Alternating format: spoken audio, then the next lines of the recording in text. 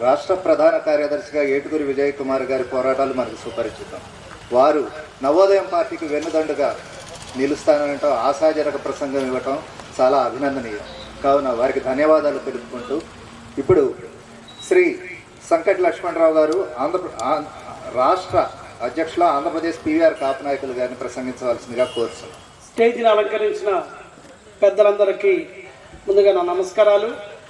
అలాగే నవోదయం పార్టీ 16వ సంవత్సర ఆవిర్భావ శుభాకాంక్షలు పివిఆర్ ఆంధ్రప్రదేశ్ రాష్ట్ర కాపునాడు తరఫు నుంచి వారికి శుభాకాంక్షలు చెప్తున్నాం.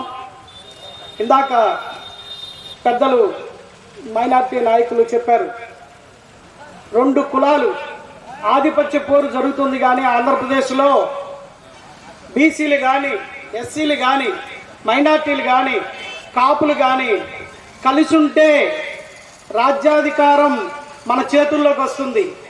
ఏకాడికి మనల్ని విభజించు పాలించు అనే లెక్కలో ఇవాళ రాజకీయ పార్టీలు నడుస్తున్నాయి.